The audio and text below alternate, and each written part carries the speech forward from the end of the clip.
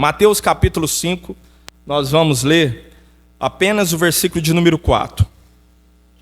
Mateus capítulo 5, verso de número 4. Quinta passada nós ministramos a bem-aventurança, né? Nós estamos no Sermão do Monte e nós ministramos versículo 3 na quinta passada. Bem-aventurados os pobres em espírito, pois deles é o reino dos céus. Então, quinta passada nós falamos sobre os pobres de espírito. E nessa quinta nós vamos falar bem-aventurados os que choram, porque serão consolados. Amém? Então, nessa quinta, hoje, nós vamos estar falando sobre bem-aventurados os que choram. Amém? Glória a Deus. Vamos entender o que Jesus está nos dizendo. Quinta passada nós aprendemos o que é pobre de espírito. E hoje nós vamos aprender por que os bem-aventurados, os que choram, serão consolados. Nós falamos quinta passada que o que significa bem-aventurados? Bem-aventurado significa feliz, né? Uma alegria extremamente, uma alegria contagiante. Então, bem-aventurado é feliz. Amém? É entendido? Então fala assim, ó, bem-aventurado é feliz. Então Jesus está falando o que aqui? Feliz é os que choram, porque serão consolados. É estranho isso, não é? É estranho nós falarmos que feliz é os que choram, né? Então, essa bem-aventurança contém o maior paradoxo do cristianismo. Porque nós poderíamos traduzir: feliz é os infelizes. E é estranho isso, Jesus dizendo isso. Feliz é o que chora. Então, traduzindo, felizes são os infelizes. A concepção de que feliz são os tristes opõe-se a tudo o que conhecemos. Por quê? Porque toda a estrutura da nossa vida, ela vai nos indicar e ela vai nos impulsionar para quê?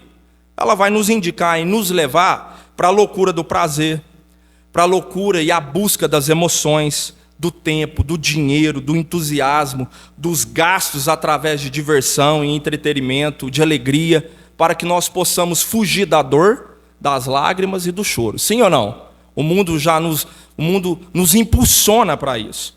E é uma expressão do desejo do mundo isso. Por quê? Porque o mundo sempre vai indicar isso a nós. Sai de viagem. Se alegra. Gasta seu tempo, a sua energia para a autoestima, para alegrias que você possa se satisfazer. Por quê? Porque você tem que evitar o choro. Então, a linguagem do mundo lá fora é você evitar o choro. É você evitar de ser triste. Quem quer ser triste? É ou não é? Então, o mundo, a linguagem do mundo é essa. Evita, você não pode ficar triste. Ah, não, você está frequentando algum lugar, você está ficando triste? Não, muda o lugar. Não, você está em um relacionamento que você não está satisfeito? Não, você está ficando triste? Então, você tem que ser feliz, então separa. Ah, não, você está começando a conhecer um namoro assim e está te entristecendo? Não, então sai fora. Não, qual que é o serviço que você está trabalhando? Não, o seu trabalho está te trazendo uma angústia, um vazio? Não, você não precisa disso. Você precisa ser feliz. Você tem que evitar o choro. Você tem que evitar a angústia. Então, a linguagem do mundo é essa. Evita a tristeza, evita o choro, evita a dor. O mundo nos impulsiona, nos encaminha para isso, né? Então, no entanto, Jesus está falando o que aqui? Feliz é os tristes. Você consegue entender isso? Então, Jesus está falando, consolados serão os que choram. Então, a principal ideia aqui, nessa breve introdução aqui que nós estamos iniciando aqui para esse caminho, a principal ideia do texto é o quê? Bem-aventurado o homem que está desesperadamente entristecido por seu próprio pecado e indignidade. É isso. A principal ideia do texto é essa. Vou repetir. Bem-aventurado é o homem que está desesperadamente entristecido por seu próprio pecado e indignidade. Então, que espécie de tristeza é essa que pode produzir a maior felicidade. Qual tristeza que é essa que Jesus está querendo nos ensinar? Será que essa tristeza aqui é a tristeza que a gente tem costume, Fernando? Será que essa tristeza que Jesus está dizendo aqui, feliz é os que choram, será que essa tristeza aqui é a tristeza que a gente está acostumado a ser abatido? Qual tristeza é essa que produz a maior felicidade do mundo? Então vamos entender qual tristeza é essa que Jesus está querendo dizer, Ronildo? Amém? Então vamos começar. Vamos lá. A palavra usada por Jesus aqui, para falar essa palavra aqui, chorar, essa palavra usada no original, ela é lamentar, prantear pelo morto. Então Jesus pega a palavra mais pesada que tem no vocabulário grego. A verdade é essa. Jesus pega a palavra mais pesada. Lamentar, prantear pelo morto. Jesus pega essa palavra. E essa palavra tem um sentido do quê? De afligir-se com uma profunda tristeza que toma conta de todo o seu ser, de tal maneira que não pode se ocultar. É isso que Jesus está dizendo. Tem um teólogo, ele vai dizer assim, William Barclay. Esse teólogo vai falar que esse termo é o termo mais forte da língua grega para denotar dor e sofrimento. Ou seja, Jesus pega um termo que isso vem trazer a consciência dos seus ouvintes que é pesado. É um termo mais violento a respeito do que indica dor e sofrimento, para eles entenderem o peso dessa dor, desse choro, desse lamento, desse prantear. E nós vamos ver também na Septuaginta. O que é Septuaginta? Septuaginta é a língua original que foi traduzida da primeira Bíblia, ok? Então na Septuaginta é a palavra que descreve o lamento de Jacó. Então você vai perceber que na primeira tradução da Bíblia, esse termo que Jesus usa é o mesmo termo que vai ser usado no lamento do patriarca Jacó quando creu na morte de José. Se você não sabe dessa passagem, quando os irmãos de José vêm de José e mandam José para o Egito, eles matam um animal, e o sangue do animal eles mancha as vestes de José e leva para o seu pai Jacó. Quando leva para o seu pai Jacó, vai falar assim, nós encontramos as vestes do seu filho José, ele está morto. E aí, em Gênesis capítulo 37, versículo 34, vai dizer assim, indignado, Jacó rasgou suas vestes, vestiu-se de pano de saco, conforme a tradição, e pranteou. Esse pranteou é o mesmo termo que Jesus usou. E pranteou durante muitos dias por seu filho amado José. Ou seja, esse termo de prantear por muitos dias, com muita dor e sofrimento, acreditando que o seu filho morreu. Entendido? Então não se trata apenas da dor que faz doer o coração, não é isso, mas da dor que nos faz chorar. Então Jesus está trazendo um termo que você sente uma dor tão forte que não é apenas aquela dor no coração. Quem já sentiu angústia que chegou a doer aqui? Levanta a mão. Eu já senti uma angústia, irmão. E eu vou te falar, pensa numa angústia que é terrível. Eu já fiquei angustiado várias vezes. Porque a vida é essa, né? É de angústia e tristeza, né? Não é só de alegria. Mas eu já senti uma vez só. Nesses 34 anos que eu tenho, eu senti uma vez só uma angústia que chegou a doer o meu peito. Uma vez só, graças a Deus, eu espero que eu nunca mais sinta. Mas essa dor que Jesus está falando, essa angústia, esse prantear, é essa. Que não é aquela dor que somente dói o coração, mas é aquela dor que te faz você chorar. Você está entendendo o sentido que Jesus está querendo dizer? Então é a dor que te faz você chorar. E tem outro teólogo, porque nós vamos ver agora as vertentes aí, o que os teólogos falam a respeito disso. Tem outro teólogo que chama John Stott. Ele vai falar o seguinte, esse teólogo, um pastor americano. Ele afirma que nesse contexto, aqueles que receberam a promessa do consolo não são, em primeiro lugar, os que choram a perda de uma pessoa querida. Não é esse contexto. Então, esse contexto aqui não é aquela dor que quando uma pessoa perde um ente querido. Quando perde, você já sabe, vocês já perderam um ente querido. O pai, a mãe, um sobrinho, alguém.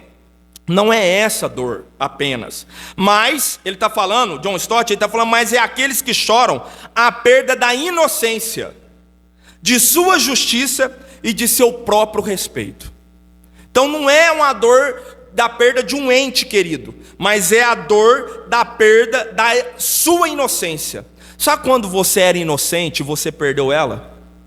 Sabe o seu senso de justiça que você tinha e você perdeu ele?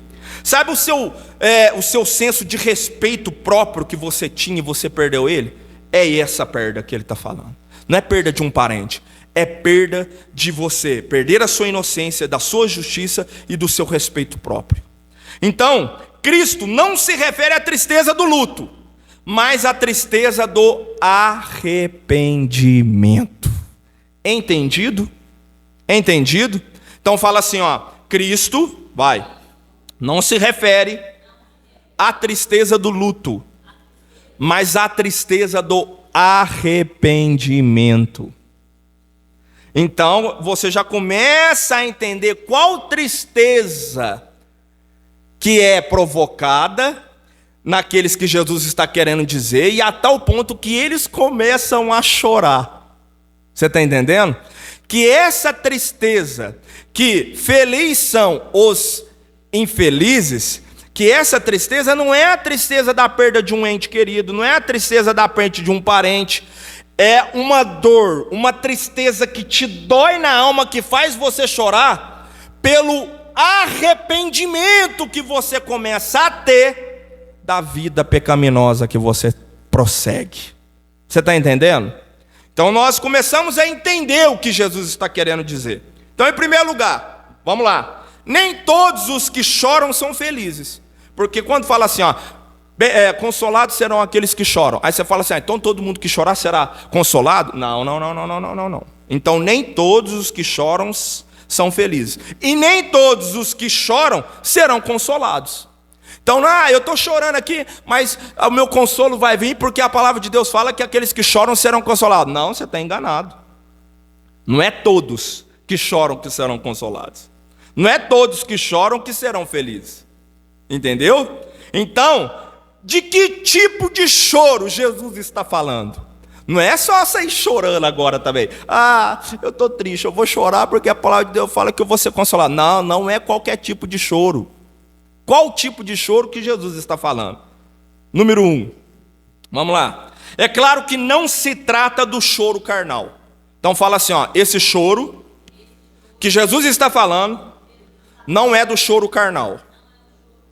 Sabe por quê? Porque tem outro teólogo, Thomas Wilson, ele vai falar assim, ó, ele diz que o choro carnal é aquele em que uma pessoa lamenta a perda de coisas exteriores e não a perda da pureza. Então, por exemplo, bati o carro, aí a pessoa chora, sim ou não? Sim ou não? Ela chora. Minha casa pegou fogo, ela chora. Meu vestido rasgou, ela chora. Bati a moto, ela chora. Meu motor fundiu, ela chora. Minha geladeira queimou, ela chora. Não é esse choro carnal. Porque o choro carnal, ela chora por coisas exteriores, coisas passageiras. Não é o choro da perca da pureza. Então, vamos lá. Então, a tristeza do mundo produz morte. Então, a tristeza em Cristo é uma coisa. A tristeza do mundo é outra coisa. O choro exterior carnal é uma coisa. O choro espiritual é outra coisa. Você está entendendo? Então, a tristeza do mundo, ela produz morte. Então não é senão as pessoas, porque o mundo vive triste hoje. Não é? O mundo busca por felicidade, busca por alegrias, busca por objetivos que saciam a sua alma, e eles não conseguem ser saciados. E a tristeza que o mundo produz só vai produzindo morte para eles. Senão era para todos serem consolados no mundo. E por que eles não são consolados? Porque a tristeza do mundo produz morte, a tristeza do mundo não produz consolo.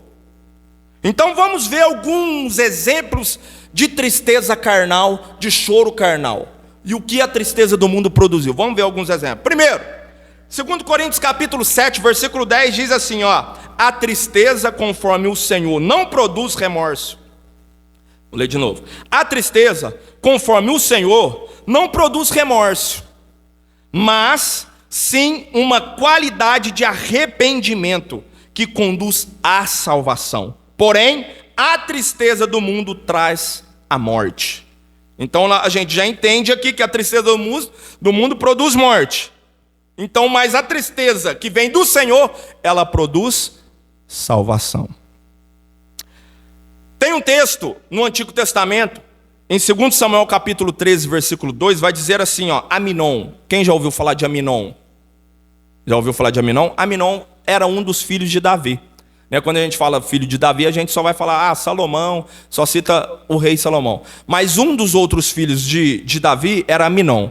Esse Aminon, ele chorou de tristeza até possuir a sua própria irmã, para depois desprezá-la. Sabe o que esse Aminon fez? O caboclo era tão perturbado, que ele começou a se entristecer tanto que ele queria tomar sua meia-irmã, filha de Davi também com outra mulher, queria tomá-la para sua esposa. Com tantas mulheres que tinha, ele queria a irmã. E na época não era permitido isso. E aí ele foi se angustiando, foi se entristecendo a tal ponto que, segundo Samuel 13, 2, olha o que o texto vai dizer. Fala assim, ó, Aminon a desejou ao ponto de adoecer de tanta opressão. Olha que caboclo perturbado. Eu quero a minha irmã. E não podia. O que ele fez? Ele foi se angustiando, que ele ficou doente. Você acha que a angústia não adoece? A angústia adoece, viu? Tem gente que morre de angústia. E aí o texto vai falar assim, ó, e Aminon desejou ao ponto de adoecer de tanta opressão. Afinal, Tamar, que era a irmã dele, que chamava Tamar era sua meia-irmã e uma jovem virgem. Portanto, pelas leis, era impossível de aproximá-la dela como namorada, muito menos para possuí-la ou deitar com ela. E aí o que vai acontecer? Ele vai se angustiar a tal ponto que ele vai tomar ela à força e vai violentá-la. Depois ele morre. Então isso é um exemplo de tristeza, de choro carnal. Isso não tem nada a ver com a presença do Senhor. Outro exemplo, o rei Acabe. O rei Acabe, ele chorou por não ter a vinha de Nabote ao qual cobiçava. O rei Acabe, da época de Israel, ele olha as terras, vê uma vinha bonita, e ele olha e fala, de quem que é essa vinha? Ele era o rei de Israel. De quem que é essa vinha aí? De Nabote. Ele cobiçou tanta vinha de Nabote que ele falou, eu quero ela. Aí sabe o que o texto vai dizer? Que ele oferece lá e fala, Nabote, eu quero comprar essa vinha, eu quero essa vinha para mim. Aí sabe o que ele fala? Nabote, eu não vou vender minha vinha, porque essa vinha é herança dos meus pais. Sabe o que aconteceu com ele? Parecia um menininho. Olha o que o texto diz. Então Acabe foi para o palácio irritado e muito aborrecido, por causa da resposta e do modo de falar de Nabote.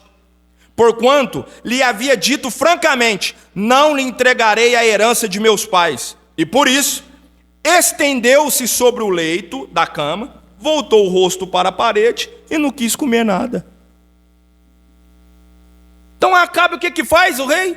Ele fica triste, ó, Aparecido. Ele deita na cama e vai e fala, vai comer, Acabe? Não quero comer não. Vai beber alguma coisa? Não quero não. É porque eu quero a vinha de Nabote. Nabote não quer me vender a vinha. Isso é o choro carnal. Isso é a tristeza carnal. Você está entendendo? Então, segundo lugar. Então a gente já compreendeu o que é a tristeza carnal, o choro carnal. Segundo lugar, esse choro também não é o choro do remorso e do desespero. Não é esse choro que Jesus também está querendo dizer, não. Quem que a gente vê do choro do remorso e do desespero? Judas Iscariote, aquele que traiu Jesus.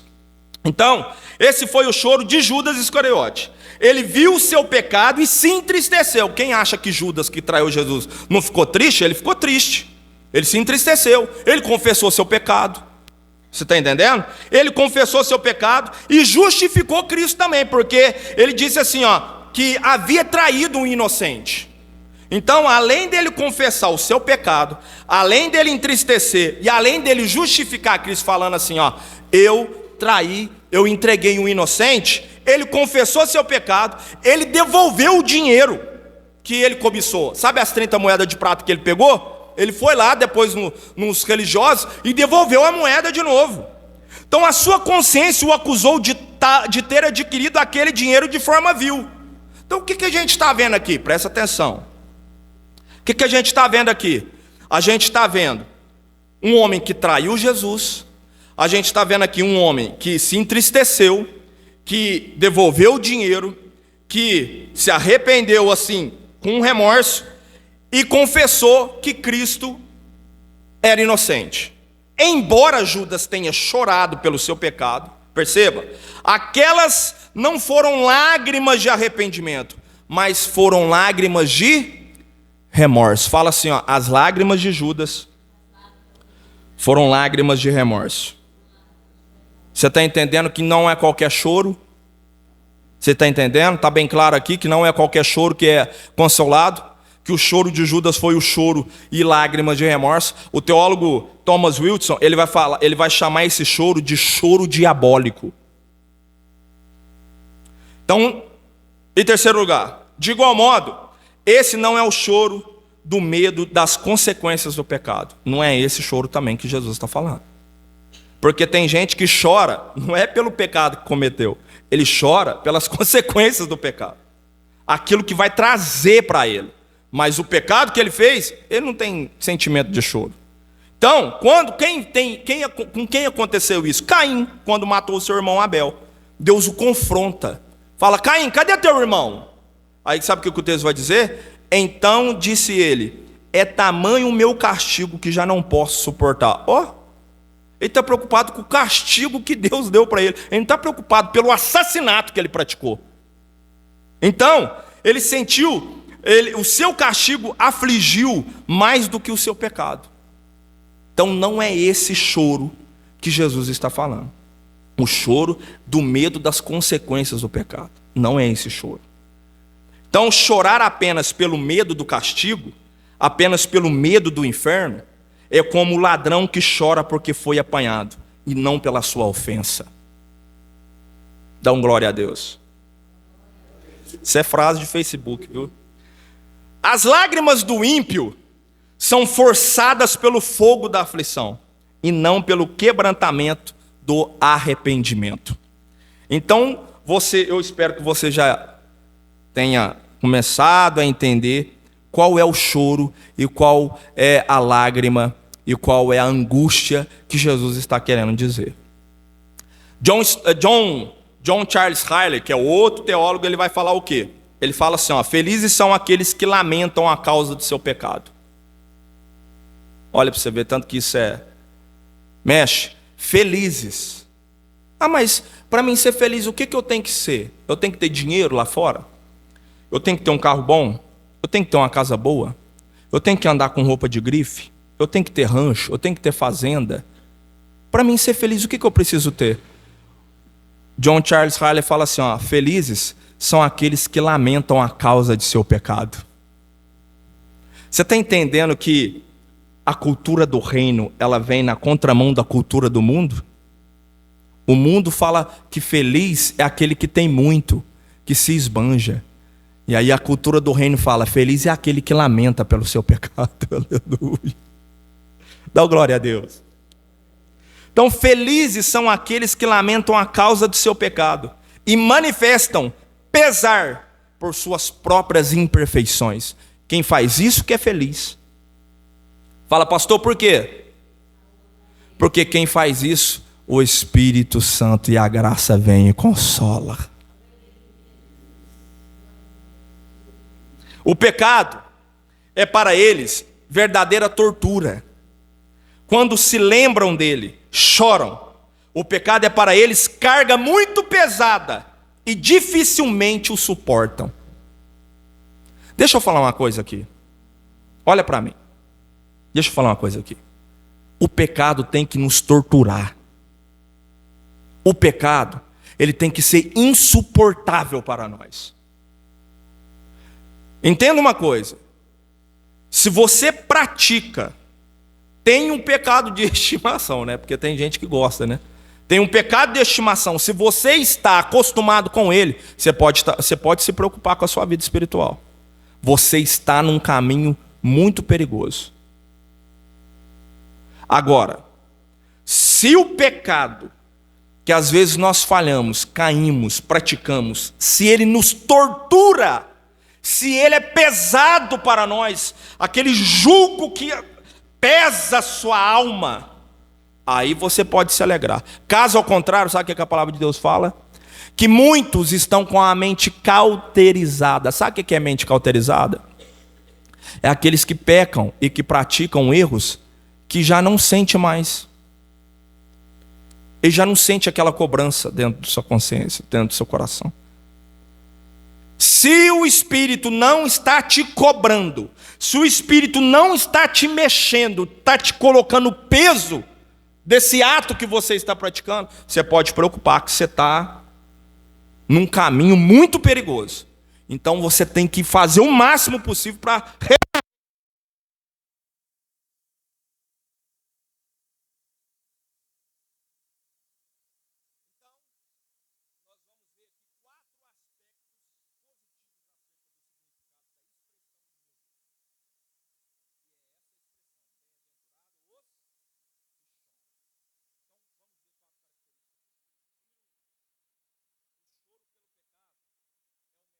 O que podemos fazer de nossas lágrimas.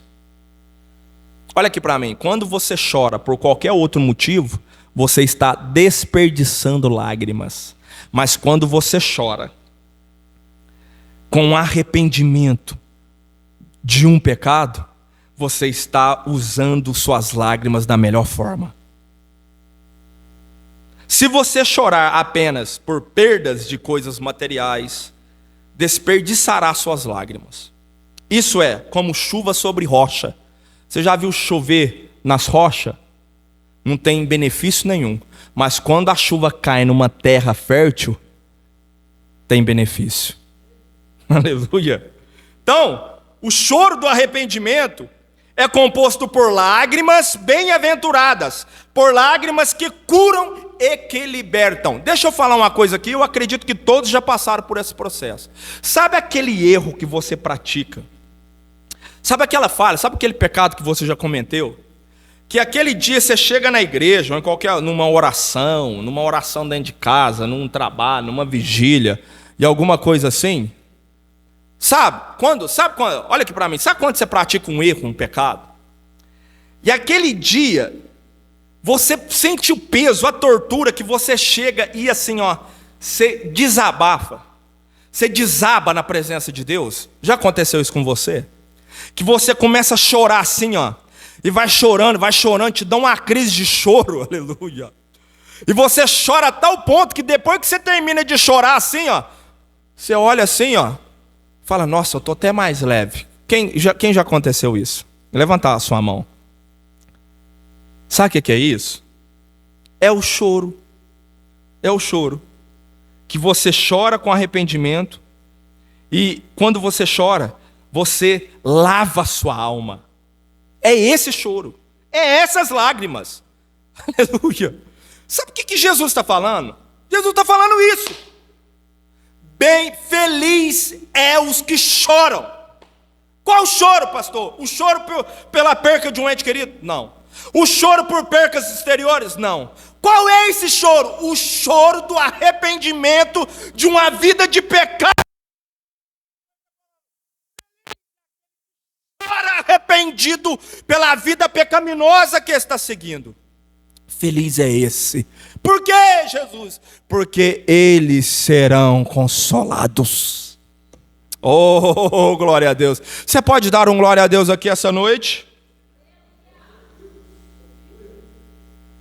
Então o choro do arrependimento é composto por lágrimas bem-aventuradas, por lágrimas que curam e que te libertam. Deixa eu falar uma coisa. É esse o choro que o Espírito Santo quer produzir na nossa vida. Ah, pastor, mas eu não erro. Pastor, eu não estou pecando. Quem disse isso?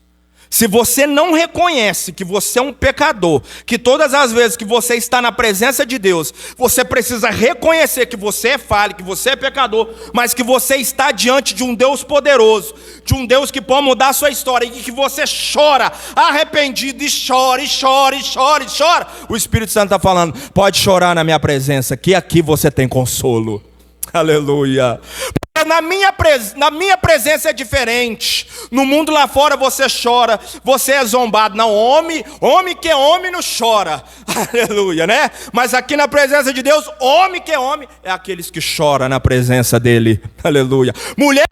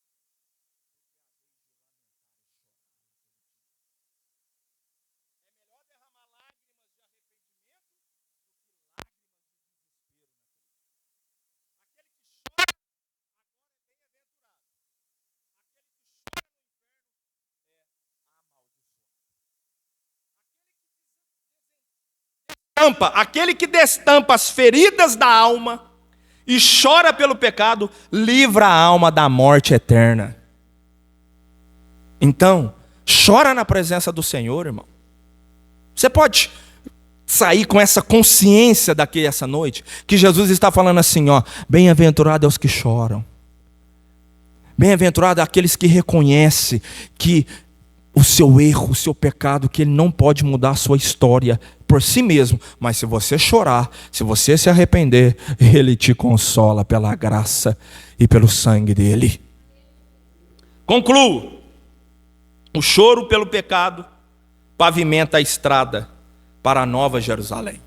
Fala assim, ó, o choro pelo pecado pavimenta a estrada em direção à Nova Jerusalém.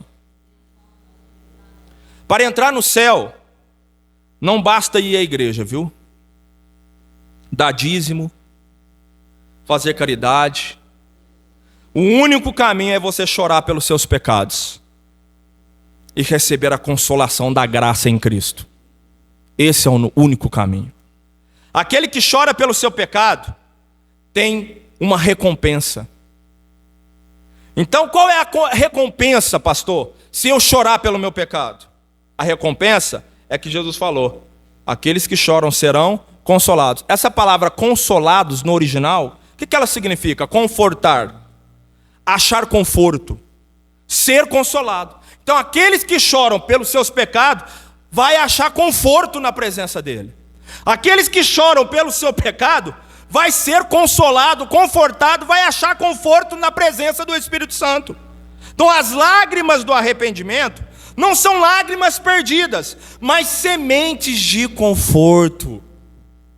O choro pelo pecado é a semente que produz a flor da eterna alegria.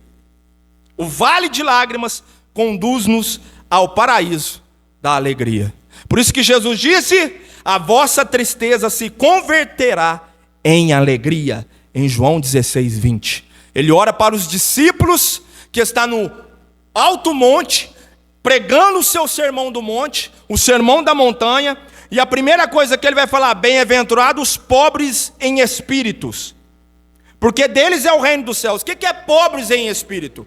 Pobre, sem dinheiro. No original é essa: sem dinheiro, sem condição nenhuma para mudar a sua situação ou reivindicar alguma coisa. Então quem é pobre? Esse pobre aqui não é pobre de dinheiro, não é pobre financeiramente, não é falta de prosperidade, vida secular, material. Pobre em espírito é aquele que reconhece que é pobre espiritualmente, que é um mendigo espiritual, que ele não tem direito nenhum de reivindicar alguma coisa ao seu Senhor. Aquele que reconhece que é um pobre espiritual, aí Jesus fala assim: se você reconhece que você não é nada, que você não é ninguém, que você é pobre espiritual, que você não tem direito de nenhum de reivindicar alguma coisa, eu vou te falar uma coisa: o reino de Deus é seu. E quando você reconhece isso, você vê o tamanho da vida de pecados que você tem. Aí você reconhece a sua vida pecaminosa, se arrepende e começa a chorar. Aí Jesus fala: você vai ser consolado. Glória a Deus. Amém. Saia daqui e fala assim: ó, eu vou sair daqui com o meu coração quebrantado para chorar na presença do Senhor, porque eu reconheço que eu sou um pecador. Amém. Cabe aí a mensagem. Concluído.